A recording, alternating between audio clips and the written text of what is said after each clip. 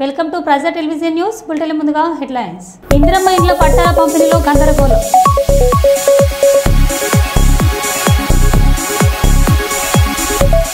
Food poison ఎలా జరిగిందన్న కోణంలో దర్యాప్తు చేస్తున్న అధికారులు.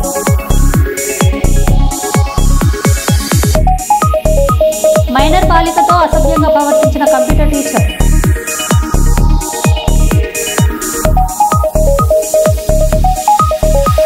ఎర్రగడ్డ మానసిక ఆసుపత్రిలో 70 మందికి పైగా రోగులకు అస్వస్థ.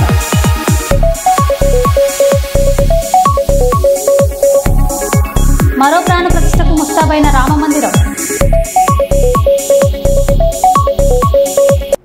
ఇక వివరాల్లోకి వెళ్తే, రామగుండం పోలీస్ కమిషనర్ అంబర్ కిషోర్ ఆదేశాల మేరకు రాబోయే బక్రీద్ పండుగ సందర్భంగా గోదావరికని ఏసీపీ ఆధ్వర్యంలో గోదావరికని 1 టౌన్ పోలీస్ స్టేషన్లో బుధవారం Godavarikhani 1 town, Godavarikhani 2 town, Ramagundam circle పరిధిలో ముస్లిం, హిందూ, క్రిస్టియన్ మతాల పెద్దలతో ప్రెస్ మీట్ సమావేశాన్ని ఏర్పాటు చేశారు.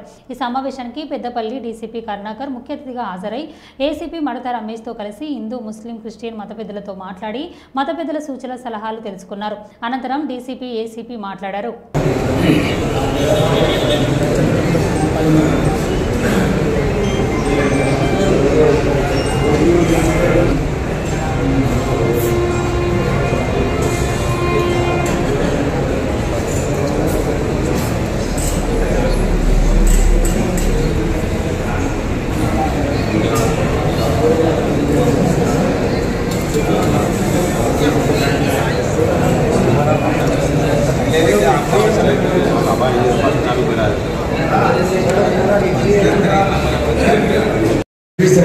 అదేవిధంగా మన వంటం పరిధిలో ఉన్న అన్ని మతాలకు సంబంధించిన పెద్దలు పండుగలు జరుపుకునే వాతావరణంలో మనందరం ఉన్నాం. మన సంస్కృతి కూడా అదే. మన సంస్కృతి కూడా పండుగను అందరం కలిసి జరుపుకునేటువంటి ఈ సంస్కృతిలో పుట్టి పెరుగుతూ ఉంటాం. ఇలాగే పెట్టిస్తున్నాం, మంచిగా ఇస్తున్నాం మేము అనుకుంటాం. కానీ మా యొక్క సేవలు మీ ద్వారా తెలుసుకొని మేము ఇంకా మంచి సేవలు మీకు అందించాలంటే పోలీసులు ఏ రకంగా స్పందిస్తే బాగుంటుంది అనేది ఎక్కువ స్థాయిలో కాకుండా మీరు ఇచ్చి కొన్ని అభిప్రాయాలు ఒకటి ఈ పండుగల సందర్భంగా కానీ మామూలుగా కానీ ఎక్కువ సమయం తీసుకోకుండా 1-2 నిమిషాలు ఒక బక్రీద్ పండుగ ఉన్నది. మీకు అందరికీ తెలుసు, జిల్లాలో రాష్ట్రంలో ఉన్న పరిస్థితులు, సెన్సిటివిటీ, ఎవ్రీథింగ్ అంతా కూడా మీకు తెలిసిన విషయమే. పండుగ అంటే పండుగ వాతావరణంలో సంతోషంగా జరుపుకోవాల్సింది. అదేవిధంగా మనం జరుపుకోవాలి. జిల్లా వ్యాప్తంగా ఇప్పటివరకు చాలా ప్రశాంతమైన వాతావరణంలో మనం అందరం కలిసిమెలిసి అన్నదమ్ముల్లాగా జీవిస్తున్నాం. కరెక్టే కదా? సో ఇక ముందు కూడా అదేవిధంగా ఉండాలి. పశువుల రవాణా సంబంధించి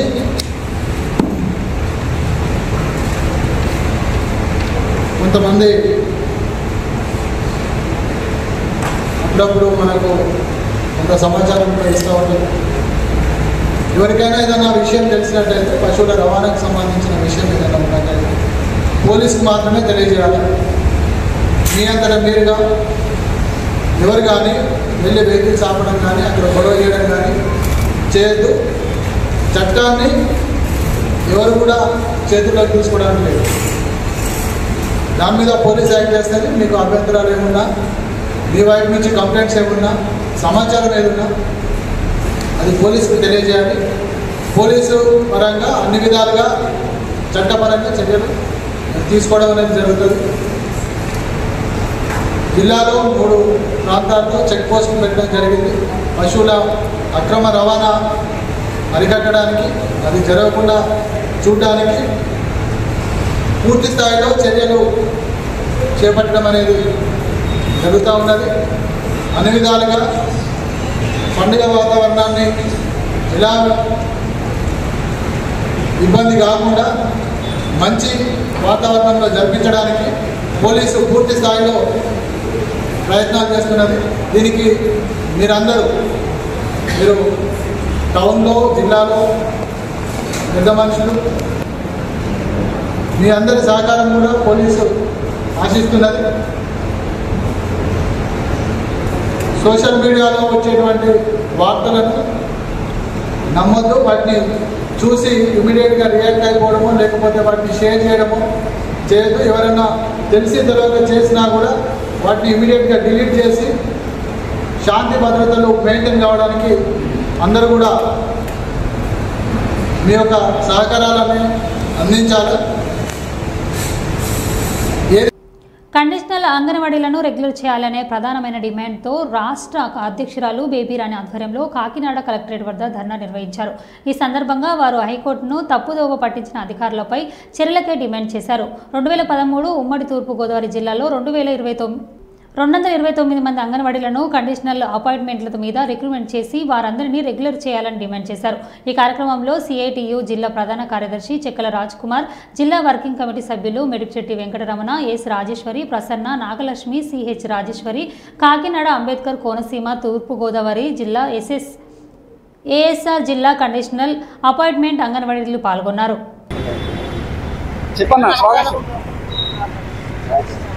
పోస్టులు రెగ్యులర్ చేయాలి చేయాలి అంగన్వాడీ కండిషనల్ పోస్టులను రెగ్యులర్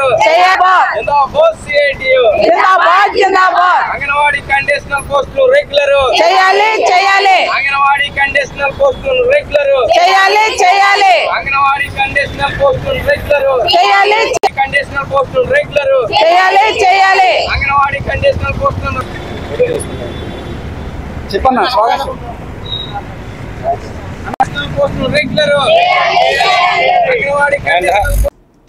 పెద్దపల్లి జిల్లా గోదావరిఖని గాంధీ చౌరస్తాలో కాంగ్రెస్ పార్టీ నాయకులు సంబరాలు. గడ్డం వంశీకృష్ణ పెద్దపల్లి ఎంపీగా గెలుపొంది సంవత్సర కాలం పూర్తయిన సందర్భంగా టపాసులు పేల్చి స్వీట్లు పంపిణీ చేసిన పార్టీ నాయకులు, ఆయన అభిమానులు. పార్లమెంటు పరిధిలోని అనేక సమస్యలపై పోరాడుతూ ప్రజల సంక్షేమం కోసం పనిచేస్తున్న నాయకులు వంశీకృష్ణ సింగరేణి రీటైల్ కార్మికులకు పెన్షన్ పెంపుతో పాటు ఆదాయ పదం మినహాయింపు కోసం పార్లమెంట్లో గలమెత్తిన యువ నాయకుడు వంశీకృష్ణ. గతంలో ఎంపీలు చేయని అనేక అభివృద్ధి కార్యక్రమాలను శ్రీకారం చుడుతున్న యువ ఎంపీ వంశీకృష్ణకు పార్లమెంటు ప్రజల పక్షాన ధన్యవాదాలు అని మల్లికార్జున అన్నారు.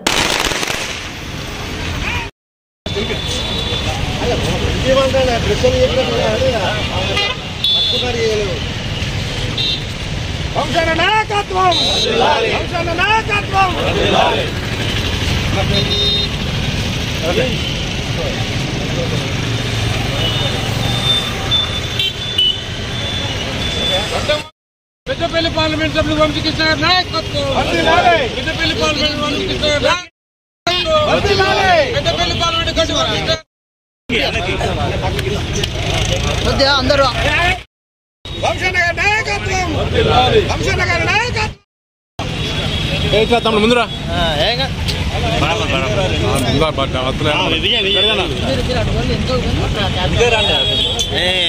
అందరు ఎందుకన్నా okay right okay okay okay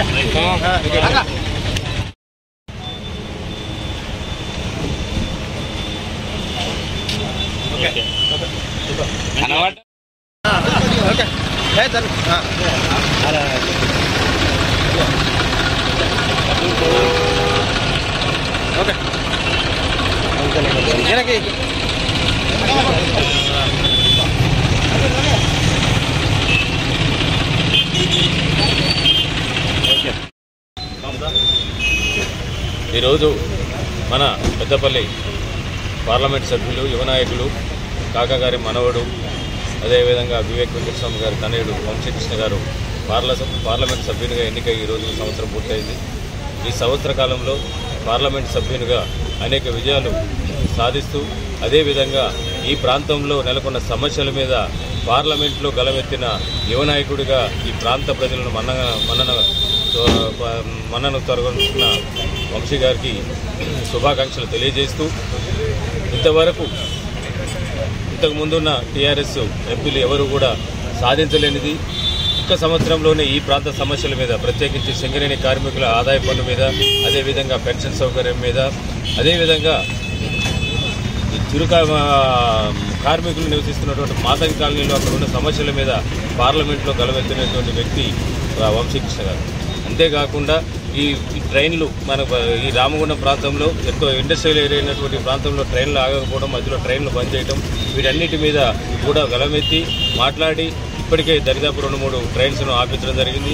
అదేవిధంగా మిగిలిన ట్రైన్స్ అన్నింటిని కూడా ఆపడం కోసం అని చెప్పని ఆయన ప్రయత్నం చేస్తూ నిన్న కూడా పెద్దపల్లి రైల్వే స్టేషన్ విజిట్ చేసి ఇక్కడ కార్యక్రమాలు ఏం నడుస్తున్నాయి అని చెప్పిన విషయము చర్చిస్తూ ఈ ప్రాంతంలో ఉన్న సమస్యల మీద అవగాహన కల్పించుకుంటూ పార్లమెంట్లో ఈ సమస్యల మీద స్పందిస్తూ ఈ ప్రాంతంలో భవిష్యత్తులో ఏ పార్లమెంటు సభ్యుడు కూడా గెలవకుండా ఆయన గెలవడం కోసమే ఆయన్ని గెలిపించుకునేందుకే ప్రజలు ఉత్సుకతో ఉన్నారు. ఆయనను భవిష్యత్తులో మరిన్ని విజయాలు సాధించే విధంగా ఇదే విధంగా ఇటువంటి కార్యక్రమాలు ఎన్నో చేసుకోవాలని చెప్పని ఈ ప్రాంత ప్రజల పక్షాన ఆయనకు మరొకసారి పార్లమెంటు సభ్యునిగా ఎన్నికైనందుకు సంవత్సరం గడిచినందుకు ఆయనకి శుభాకాంక్షలు తెలియజేస్తా ఉన్నాం. వెన్నుపోటుదారుడు జగనే మద్యపాన నిషేధం అన్నారు. ఎక్కడ చేశారో జాబ్ బాబు కావాలంటే బాబు పోవాలి అన్నారు. జిల్లా టీడీపీ కార్యాలయంలో మహిళా సంఘం నాయకులు ముంతాజ్ ఖైఫా, పద్మా లలిత ధ్వజం. ఆంధ్రప్రదేశ్ మాజీ ముఖ్యమంత్రి వైఎస్ జగన్మోహన్ రెడ్డి ఆస్తి కోసం తల్లిని చెల్లిని గెంటేసి వెన్నుపోటు పొడవలేదా? తండ్రి శవాన్ని ముందు పెట్టుకుని సీఎం సీటు కోసం ఆరాటపడి వెన్నుపోటు పొడవలేదా అంటూ వైఎస్ జగన్పై కర్నూలు జిల్లా టీడీపీ మహిళా సంఘం నాయకులు ముంతాజ్ ఖైఫా, పద్మా లలితలు ధ్వజమెత్తారు. జాబు కావాలంటే బాబు పోవాలి అంటూ మద్యపాన నిషేధం అన్నారు. కానీ ఎక్కడ ఒకటి చేయకుండా వెన్నుపోటు పొడిచింది జగనేనన్నారు.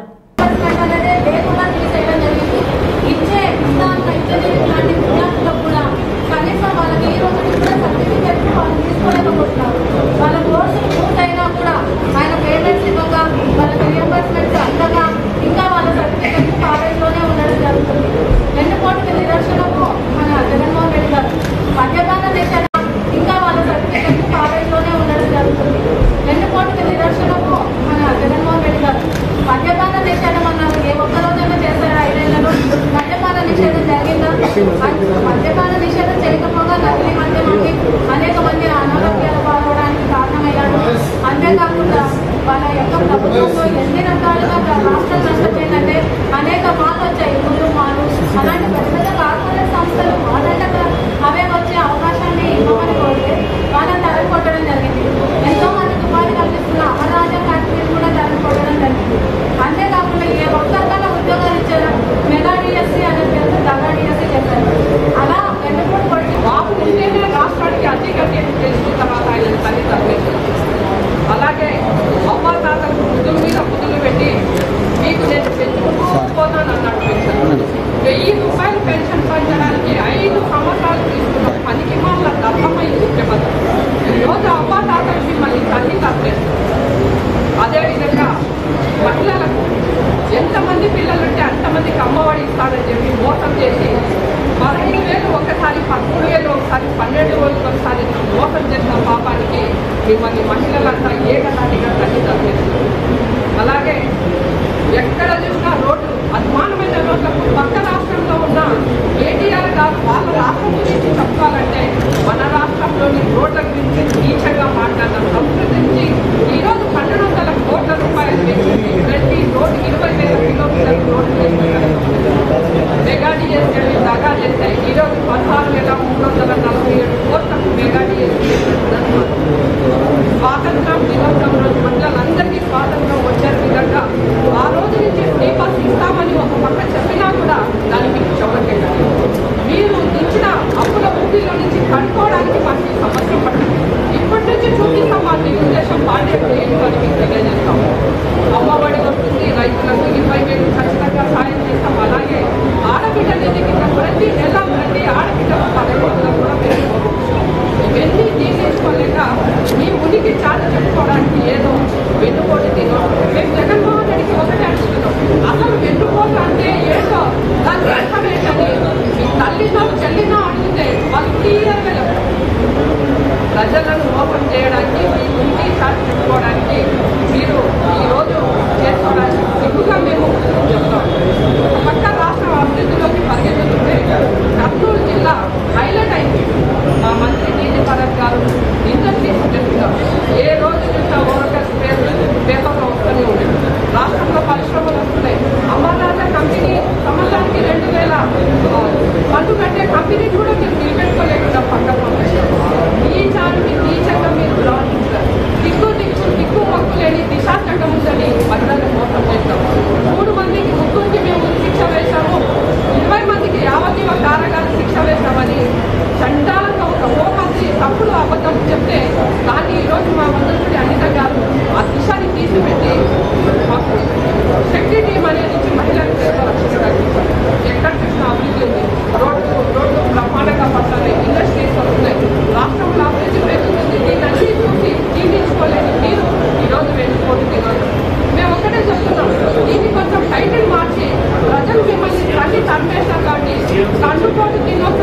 చేసుకుంటే మీకు బాగుంటుందని త్వరలోనే మీకు ప్రజలు గమనిస్తున్నారు. మీకు తగిన బుద్ధి చెప్తారని వైనాట్ 175 అన్న మీకు 11 ఇచ్చారు. మీరు ఇలాగే పిచ్చి చేస్తారని చెప్తే వచ్చే ఎలక్షన్లో మీకు ఆ ఒకటి కూడా రాకుండా చేస్తామని తెలియజేస్తున్నాం.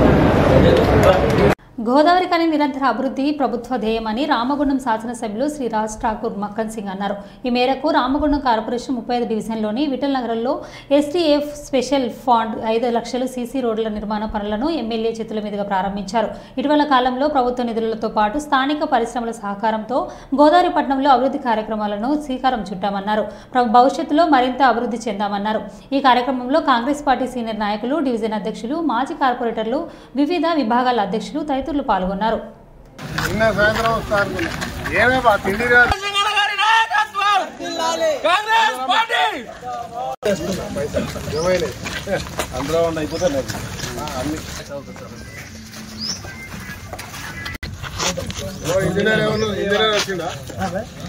ఇంజనీర్ వచ్చిండా అంటున్నా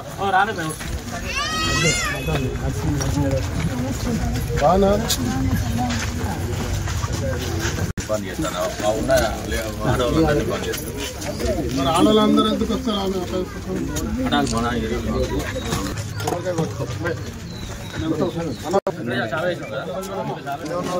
భయ్యా అమ్మ పక్క దగ్గర ఒకసారి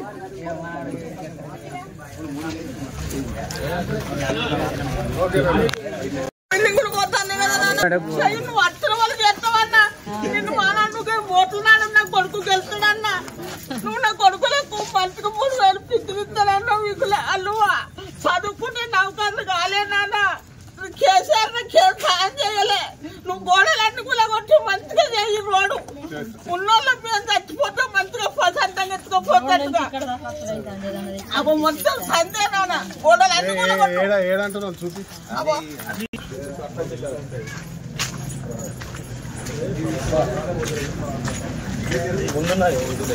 ఇదా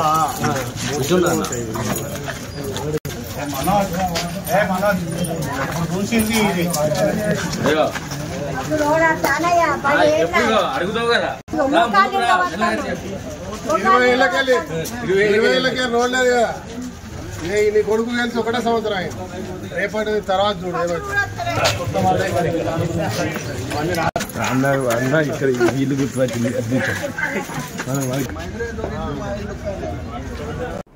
మైనర్ బాలికపై అసభ్యంగా ప్రవర్తించిన కంప్యూటర్ టీచర్. వికారాబాద్ జిల్లా కేంద్రంలోని బ్రెయిన్ ట్రీ కంప్యూటర్ ఇన్స్టిట్యూట్లో కంప్యూటర్ కోర్సు నేర్చుకునేందుకు వచ్చిన బాలికతో అసభ్యంగా ప్రవర్తించిన కంప్యూటర్ టీచర్ నవాజ్కు దేవశుద్ధి చేసి పోలీసులకు అప్పగించిన కుటుంబ సభ్యులు. గతంలో కూడా ఈ ఇన్స్టిట్యూట్లో ఇలాంటి ఘటనలు జరిగాయని, నవాజ్ పట్ల కఠిన చర్యలు తీసుకోవాలని డిమాండ్ చేసిన కుటుంబ సభ్యులు.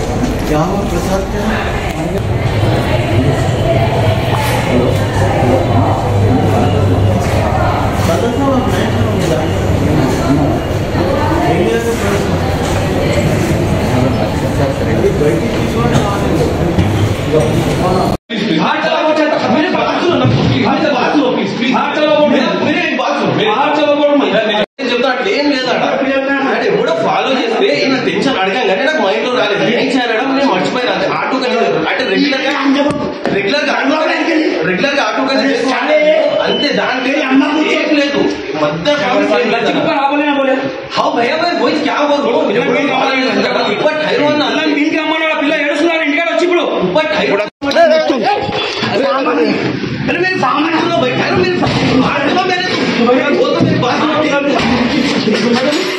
వచ్చి మొత్తం మీ ఊరు చూసిన పిల్ల లేదు. మా అక్క ఫోన్ చేసిన పిల్ల కూడా లేదా అని చెప్పింది. రాలేదట అన్న వస్తున్నాం. మా మగ వచ్చింది మా అక్క కూతురు వచ్చిందని అడిగిన అడిగితే न्याय भाई ऑटो लेट हुआ होगा एक बार ऑटो में जाके पूछा बोले వీడు మీకే దిగుతున్నాడు మెట్టు దిగుతున్నాడు నేను నీకు వచ్చి మా పిల్ల మీనే ఉండదు అయితే కైకు డల్లస్లో ఎంటర్ప్రీనర్స్తో జరిగిన సమావేశంలో ప్రసంగించిన కేటీఆర్ విదేశాల్లో ఉన్న వ్యవస్థాపకులు వ్యాపారవేత్తలు భారతదేశానికి వచ్చి మాలాంటి నాయకులకు ప్రభుత్వానికి సలహాలు ఇవ్వండి.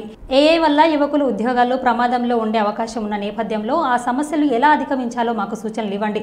మరో 3 ఏళ్లతో మీ మంత్రి హోదాలో వచ్చి కలిసి మాట్లాడతాను అని కేటీఆర్ అన్నారు. Several things in the last 10 years which kind of have been very, very disruptive. The one disruptive thing that I have noticed I have enjoyed doing is policy disruption. And governments in India are looking for that kind of policy disruption. What I would urge ITServe to do is please come to Indian governments. Please come to Indian lawmakers and policymakers like us and give us ideas on what can be done to overcome this challenge. Because right now I think most governments in India are clueless on what is likely to happen. Today one of my friends was discussing the possibility of upskilling our youngsters. With the advent of AI, how can we actually ensure that people stay ahead of the curve, continue to remain skilled, continue to remain equipped with ideas and knowledge that will make sure that they don't lose their jobs in this competitive world. So one of the things we can do together as ITServe and possibly lawmakers, governments back home is create a vision document on how we could possibly help our youngsters constantly upskill, constantly reskill, constantly stay ahead of the curve so that they actually don't fear what is ahead of them. So thank you very much for this opportunity. Thank you for hosting us. I have fond memories of Dallas from 2015, 2022, fond memories of meeting with all of you. And I do look forward because I know for a fact that 2.5-3 years from now, I'll be speaking again to you in Dallas as a Minister for Technology. So therefore, thank you. Now that's the sort of vote of confidence I like. Now that's the sort of vote of confidence I like because I'm an optimist, a bit of an impatient optimist. I wish the elections were sooner. But anyway, 5 years is what it takes. I'm willing to go through this sabbatical of mine and I'm willing to look and I'm looking forward to working with all of you closely. Thank you for your support as always, Sudhakar and the entire ITServe team. Looking forward to constantly working with you. Cheers. Thank you. IPL ఫైనల్లో RCB గెలుపొందిన సందర్భంగా షాద్నగర్ ముఖ్య కూడలిలో బాణసంచా కాల్చి సంబరాలు జరుపుకుంటున్న RCB fans. You can breathe a sigh of relief, and there's disbelief. 18 years it's taken. 18 years with the same franchise.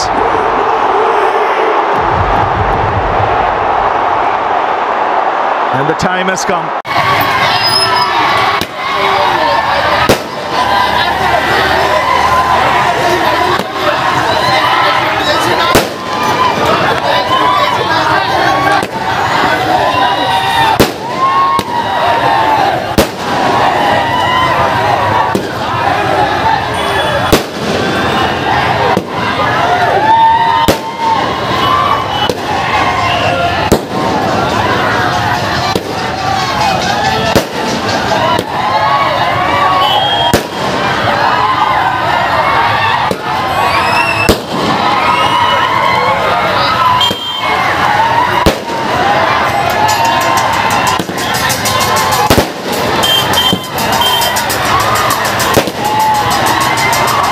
Ayodhya రామమందిరం మరో ప్రాణ ప్రతిష్ఠ కార్యక్రమానికి సిద్ధమవుతుంది. 3 రోజుల పాటు కొనసాగుతున్న రామదర్బార్ ప్రాణ ప్రతిష్ఠ మహోత్సవాలు మంగళవారం ప్రారంభమయ్యాయి. ప్రధాన దేవాలయంలో లక్ష్మణుడు, హనుమాన్, శివలింగం, గణేష్, సూర్యదేవుడు, భగవతి, అన్నపూర్ణ, శేషావతార విగ్రహాల్లో మొత్తం 8 ఉప ఆలయాలు నిర్మించారు. ఈ విగ్రహాల్లోకి ప్రాణ ప్రతిష్ఠ జరిపేందుకు ఏర్పాట్లు పూర్తయ్యాయి. ఆలయమంతా విద్యుత్ వెలుగుతో మెరిసిపోతూ భక్తులను ఆకర్షిస్తోంది.